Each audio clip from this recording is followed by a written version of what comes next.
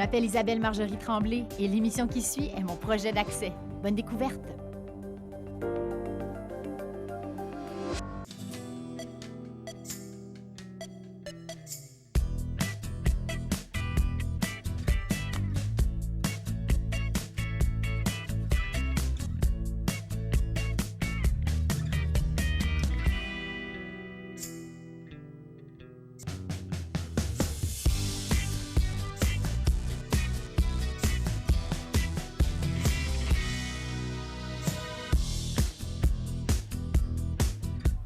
Aujourd'hui, découvrons le Cambodge à Montréal. Pour mieux connaître le pays du peuple khmer, Kampuchea, rendez-vous avec Zavary Shem-Kate du centre Kemara, dont un des buts est de faire connaître la culture khmer. Bonjour, Isabelle. Bonjour! Zavary? Oui, Bonjour, enchanté, c'est Zavary. Isabelle. Est-ce qu'on Merci. se fait la bise ou bien à la cambodgienne, c'est quoi? Chumrip Sour. Ah, comment on dit ça? Chumrip Sour. Chumrip Sour. Bonjour. voilà, Bonjour. sur le- Ah, c'est bien. Non, non. Ah, donc, Je- cambodgienne et québécois. On l'a fait. Québécois ou les quatre continents. quoi. Les quatre continents. En fait, d'accord. j'ai grandi dans un milieu français. La bise, on le fait. D'accord. Le bonjour, le bonjour. son père. Parfait. Donc, Zavary, on va découvrir ensemble une partie de la culture cambodgienne ici à Montréal. Je suis vraiment très contente. Merci de Merci, m'accompagner. moi. Tu es cambodgien, tu es ici depuis combien de temps? Pour mon parcours, ça pourrait être long hein, parce que je suis arrivé ici il y a 22 ans. Oui. Donc, les autres 20 ans, j'ai vécu en Europe et en Afrique. Et mes 20 premières années au Cambodge. Je suis né au Cambodge. J'ai eu la chance de vivre mon pays, garder ce souvenir-là. J'ai quitté mon pays en 1974. D'accord. J'ai pris l'avion et j'ai atterri le 11 septembre 1974 à Paris.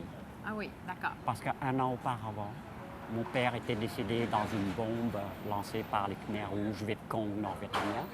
Il est décédé et des amis français m'ont donné des bourses en France. Ah, c'est vrai. Et puis, 9 mois après, le 17 avril 1975, à l'arrivée des Khmers rouges, j'ai plus de passeport. Je me suis retrouvé réfugié, étudiant réfugié en France. En France, d'accord. Voilà, donc mes 20 à 21 ans, je me suis retrouvé réfugié. J'ai toujours persisté. J'ai fait mes études en agriculture biologique aussi pendant 4 ans. Après avoir été diplômé, j'étais parti en Afrique pour faire le développement et tout. Et pourquoi c'est important pour toi de t'impliquer dans la communauté cambodgienne à Montréal? Ben, je pense inconsciemment le fait de quitter mon pays. J'avais 20 ans, toutes mes économies, j'ai acheté un appareil de photo et je l'ai toujours pris. Et j'aimais cette culture, les cultures en général, les danses et tout. Même étudiant, j'ai fait une exposition sur la civilisation khmer déjà au Havre. Si je comprends bien, Zavary, tu aimes beaucoup la culture cambodgienne. Tu es très attaché à la culture cambodgienne. C'est une culture qui est très riche, non? Ouais. Visuellement, l'histoire, la danse, la nourriture, les Ben, arts. le Cambodge, si on trace l'histoire, c'était un grand empire au 8e, 9e siècle, qui est en déclin au 14e siècle, qui n'existe plus. Sinon, la culture n'est pas limitée qu'aux gens de couleur ou qu'on appelle ici communauté visible ou invisible. Moi, je dis que c'est ouvert à tous. Même le Québec a sa culture à elle. OK. Donc, en ce moment, la communauté cambodgienne, elle travaille dans quel domaine?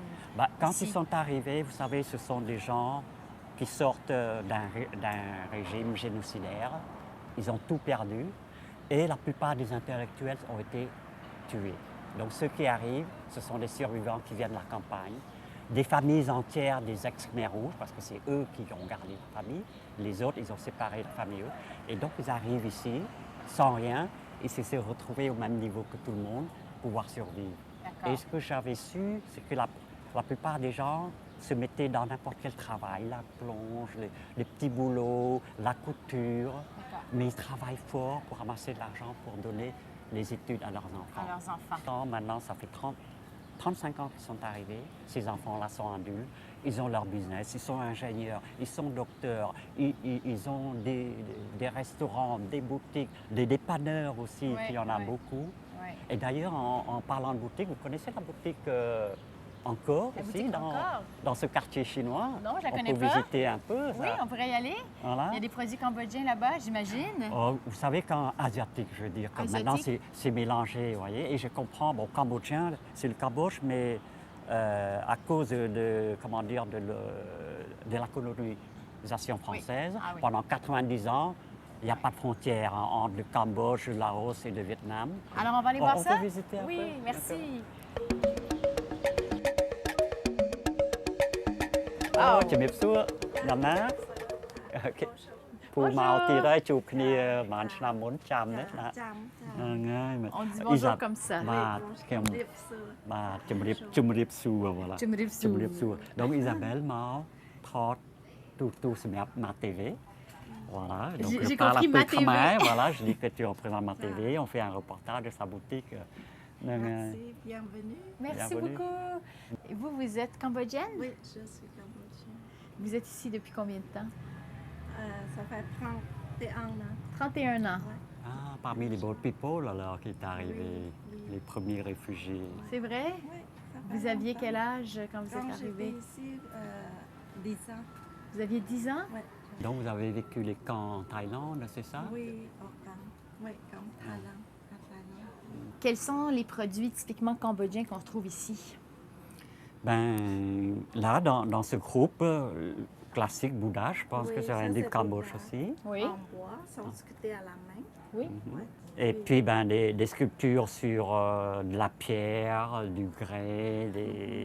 C'est comme ce portrait classique de Jayavarman VII, soi-disant le roi bâtisseur d'Angkor Wat. Et là. c'est celui De- qui construit le temple en combat.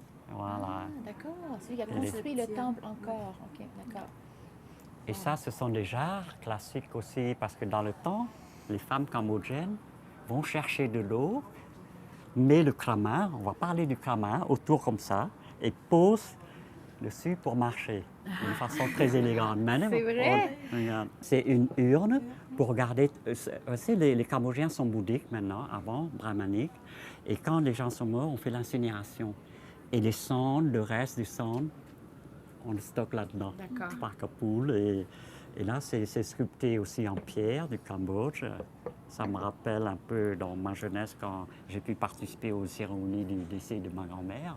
Classique d'Apsara, des danseuses Apsara que les jeunes actuels aiment danser. Oui, ce sont des danseuses célestes qui se trouvent à Angkor Wat.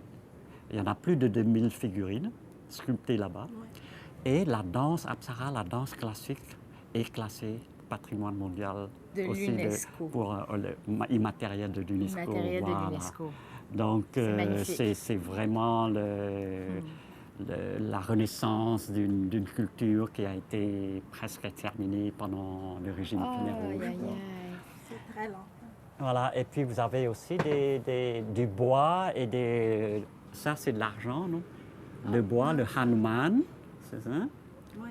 Le Hanuman, c'est le chef de l'armée des singes qui protège le roi et tout. Donc, c'est dans l'histoire de Ramayana, qui vient de l'Inde d'ailleurs. Hein, qui aussi, on a des choses beaucoup en commun.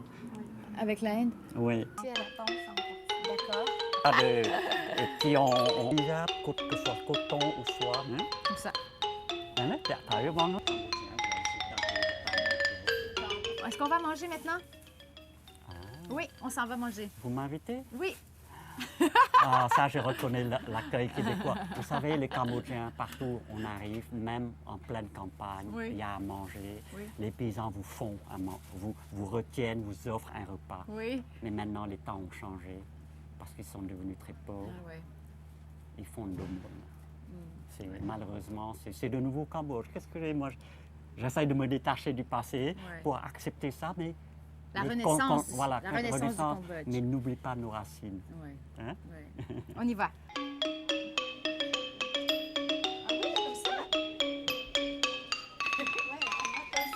Merci. Oh, wow.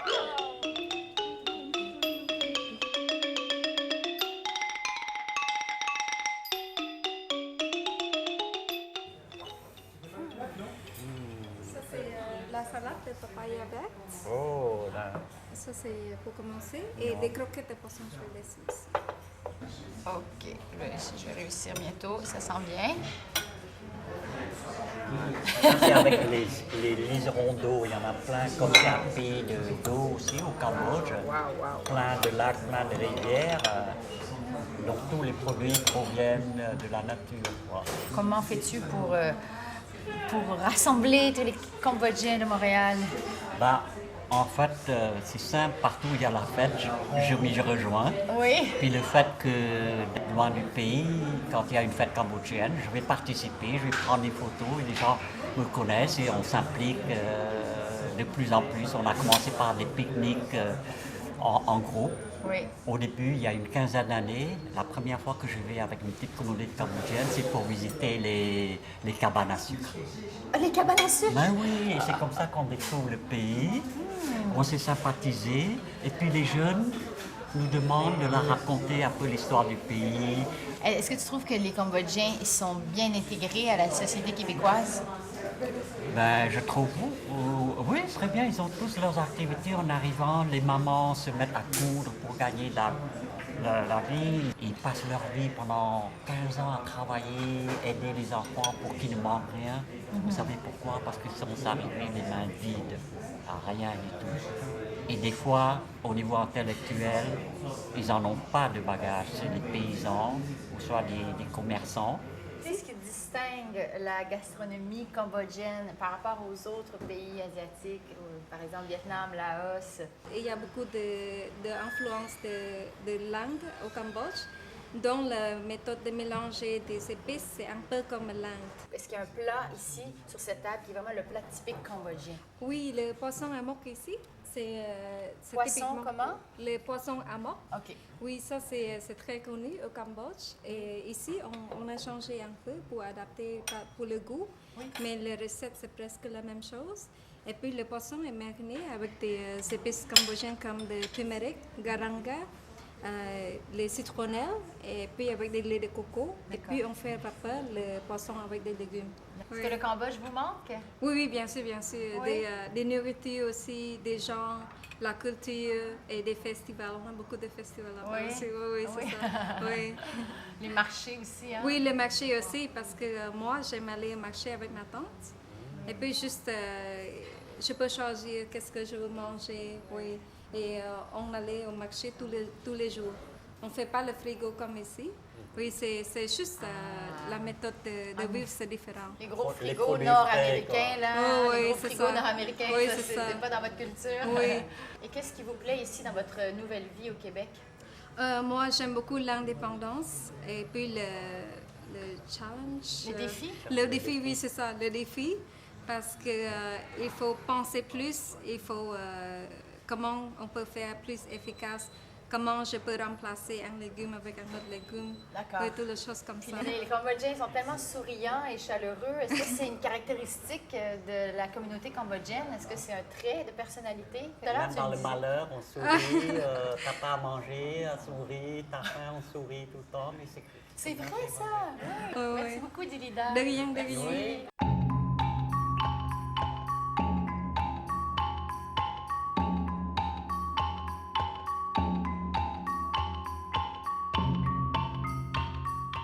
Vous demandez à tous les réfugiés, il y en a toujours un qui ont perdu un membre de la famille. D'accord? Si on vient de la ville, certains ont complètement tout perdu et pas de nouvelles. Quand je dis pas de nouvelles, c'est comme moi, quand j'étais parti en 74 pour faire les études en France, 9 mois après, je me suis retrouvé réfugié apatride sans rien et je n'ai plus des nouvelles des parents. Avant, ça prenait 3 semaines pour que la lettre arrive. Maintenant, il y a l'iPhone ou instantané, mais dans le temps, on n'a pas. Et depuis, on attend 1 an, 2 ans, 10 ans, 40 ans, toujours pas de nouvelles. Incroyable. Donc voilà, donc j'ai fait le deuil, maintenant je peux parler, mais avant c'était très difficile. Quoi. Donc, vous ne savez pas exactement ce qui s'est passé avec votre famille, c'est ça? Non, non. Vous ne pouvez pas imaginer, c'est comme Montréal, du jour au lendemain, on vide Montréal et les gens doivent se débrouiller à la campagne qui n'ont rien. Et après, ils commençaient à tuer les gens, les intellectuels, etc. De fatigue, il n'y a pas à manger, et on a sans nouvelles. Et ça, il faut que vous preniez des interviews avec des réfugiés, parce que moi, j'ai eu la chance de ne pas vécu ce drame. À ce quoi. moment-là, vous étiez en France. En France, oui. Ouais. Incroyable. J'étais étudiant, j'étais parti pour 3 ans d'études parce que j'ai eu mon bac à 19-20 ans. Et comme 6 mois auparavant, mon père est décédé dans un accident pendant un mariage, les Nord-Vietnamiens ou Vietcong ont lancé une bombe. et Khmer rouge, parce qu'ils sont... hein. Mon père est décédé. Il y a le Premier ministre qui était là, il était épargné. Et comme mon père est un homme honnête, les Français m'ont donné des bourses d'études pour la France. Et donc, c'est vraiment une chance que j'ai pu sortir. J'ai eu 3 autres frères et sœurs, la vie sauve. Mais ma mère et mes 2 jeunes frères et sœurs, on n'a pas eu de temps. Et si on a eu 2 ou 3 mois de plus, peut-être que j'aurais pu les faire sortir. Ouais. Mais depuis, silence radio. Voilà. Même pas eu la possibilité de leur dire un dernier au revoir. Non, vous ne pouvez pas. C'est comme Hiroshima, d'un coup, une bombe atomique tombe et vous êtes en voyage, vous êtes dans l'avion, vous retournez, comment voulez-vous retrouver le génocide cambodgien au Cambodge, là où une crime de masse, peu importe le terme, il y a eu 1,7 million de morts. Merci de m'avoir accompagné. Oui, moi aussi, mais désolé, aujourd'hui, demain, le 19 septembre, j'ai une organisation à faire à la pagode. OK, d'accord. Donc, il faut que je te laisse. Oui. Mais je te confie, je pense, mon fils. Ah oui? Tu dois le rencontrer. D'accord. D'accord, mais il ne faut Ton pas fils, me il le fait quoi? gardaner. Hein? Non. Oh, il fait un peu de tout. Et... Tiens, Yavana, le funky. Bonjour. Attention à tes murales. Allô? Je te le confie, mais c'est le seul qui me reste ici à Montréal. Ah, d'accord. Donc, 19, demain, on se retrouve à la pagode. OK, à C'est demain. une journée importante. Merci beaucoup. Allez, À demain. te laisse pas faire. Hein? Bye, merci. Bonjour, Funky. Bonjour, Ça va bien? Bien, toi? Oui, très bien, merci. Donc, ton papa m'a parlé un petit peu de toi tout à l'heure. Tu es muraliste, artiste. Oui. C'est quoi un petit peu ton parcours? Mon parcours, j'ai découvert le graffiti il y a 10 ans. Oui. Puis c'est là que j'ai commencé à un peu peindre aussi, plus tag vandal à l'époque, mais faire aussi pas mal de murales sous les ponts, etc., dans les endroits abandonnés. Oui. Puis après, j'ai commencé à faire de plus en plus de murales, un projet de documentaire aussi au Cambodge. Puis depuis, j'ai commencé aussi à faire pas mal de toiles pour des expositions de groupe ou solo, dont les Enchères Christie's il y a 2 ans aussi au Cambodge. Mais toi, Donc, tu es d'origine cambodgienne, mais tu es né où exactement? Je suis né en France, D'accord, mais j'ai grandi toute ma vie ici, donc d'accord. Montréalais aussi. OK. Donc, tu es franco-québécois, cambodgien, 3 cultures. Voilà, on prend le meilleur de tout. Et tu exposes partout dans le monde. En fait, tu as fait des murales partout dans le monde. Mhm, là où je vais, j'essaie de toujours poser un peu ma petite trace là où je me promène. Oui. Voilà. En France, au Cambodge. En France, au Cambodge, aux États-Unis, au Mexique. Oui. J'étais passé par la Belgique aussi, Vietnam. Et Montréal aussi? Et Montréal, ouais. J'aimerais vraiment voir ce que Voilà. tu fais. Vraiment voir ce que tu as fait ici. Bah oui, justement, j'en ai une que j'aime particulièrement, Oui. dans le coin de Saint-Zotique, Oui. donc on peut aller la voir. OK, super. Oui, on y va. Merci.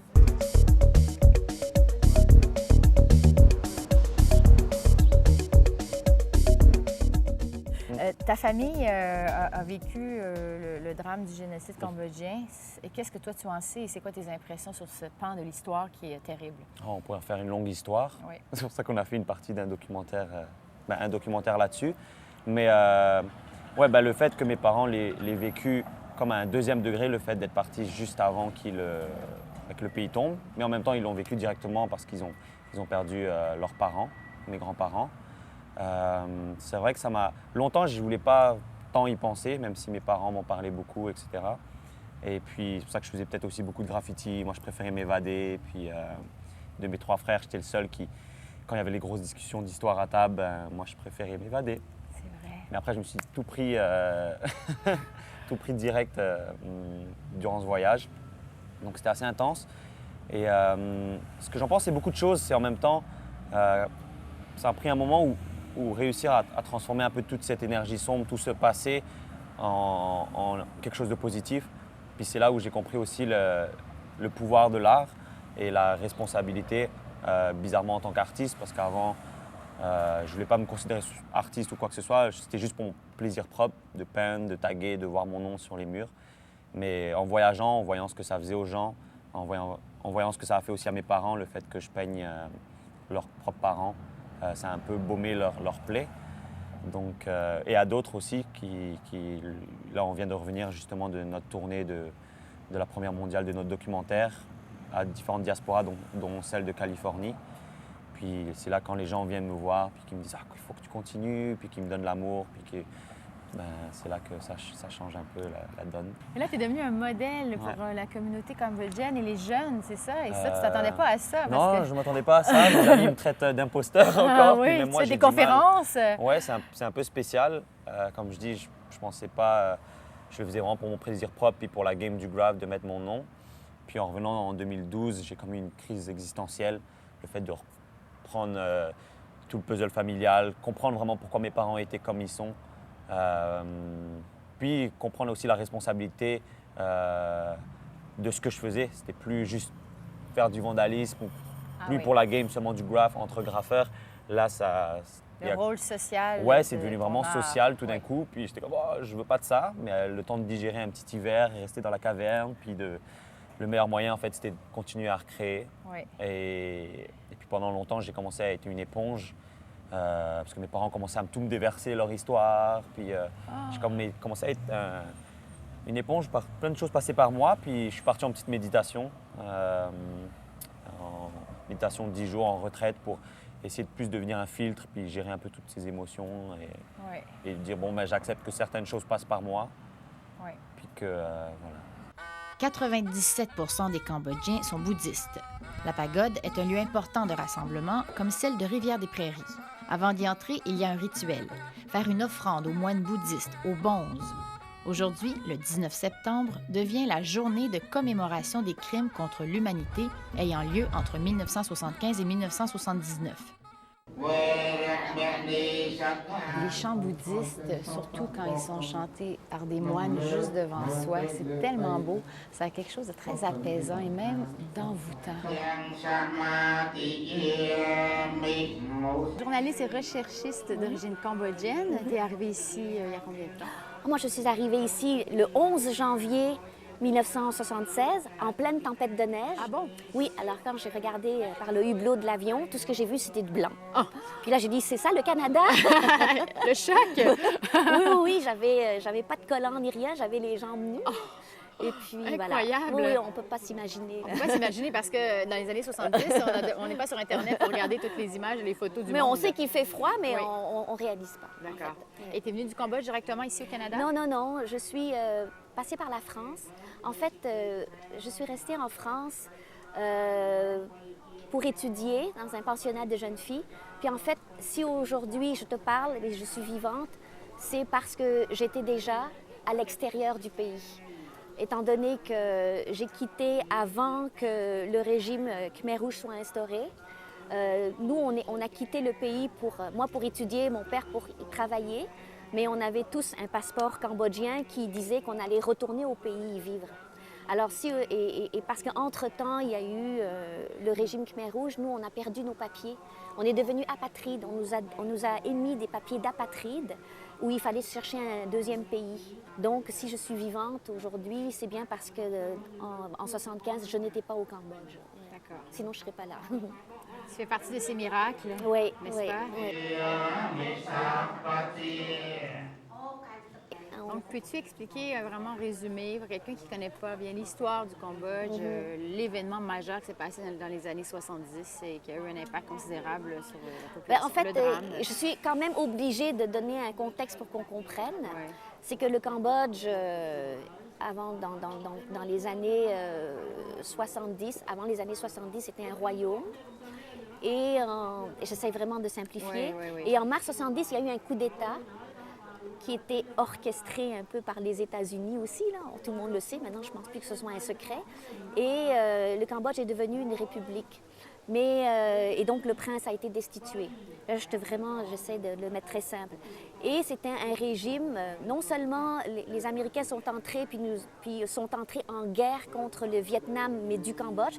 C'est-à-dire qu'ils étaient en territoire cambodgien et ils faisaient la guerre contre les Vietnamiens.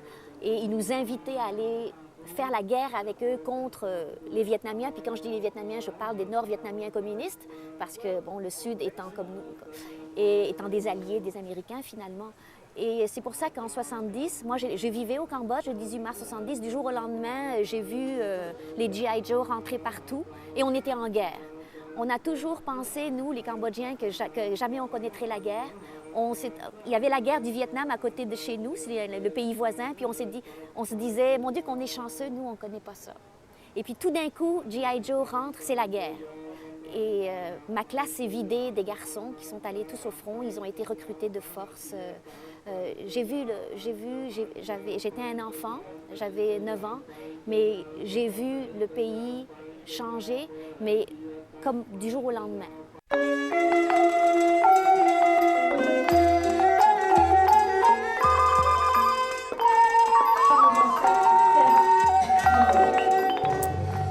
Il y a 40 ans, les Cambodgiens, près de 2 millions de morts cambodgiens, près de 2 millions de Cambodgiens ont péri sous le régime des Khmers rouges. Et depuis 40 ans, le traumatisme est là. Le traumatisme est là. Et nous avons toujours gardé en nous cette souffrance, cette douleur. Et le fait d'avoir pu avoir cette aide du Québec, du peuple québécois. Il y a 35 ans, le gouvernement de Jacques Couture nous accueillait les premiers réfugiés, les Boat People, les Cambodgiens, les Vietnamiens, les Laotiens. Alors, 40 ans après, l'histoire se répète avec un gouvernement du Québec. Alors nous attendons, nous espérons que le gouvernement canadien fera de même. Et vraiment au peuple québécois, nous leur devons une immense gratitude et un remerciement. Je vous assure, c'est pour ça que cette commémoration est importante, parce que c'est de la gratitude pour la société d'accueil et pour nos parents, nos familles, nos ancêtres qui sont morts durant ce régime. On perpétue leur héritage, on perpétue leurs souvenirs, leur mémoire. C'est important. Ils ne sont pas morts en vain. Avant d'être morts, ils ont vécu comme vos parents, comme vos grands-parents. Ils ont eu des noms, ils ont eu des histoires d'amour. Et tout d'un coup, ils sont rayés de la carte. On n'en parle plus. Donc cette commémoration se rappelle à leur vie et fait en sorte que nous vivons. Ils ont vécu jusqu'au bout pour que nous puissions vivre à notre tour. Les 15 000 Cambodgiens du Québec sont les dignes représentants d'un pays fascinant qui laisse ses traces ici. Le temple grandiose d'Angkor, tel qu'expliqué par Tré, la gastronomie de Dilida, la grande culture et gentillesse de Lakshmi, la créativité de Funky, les valeurs humaines de la famille Chem Kate Yim à la pagode et l'élégance de la danseuse Kiria Cheng. À nous de les découvrir.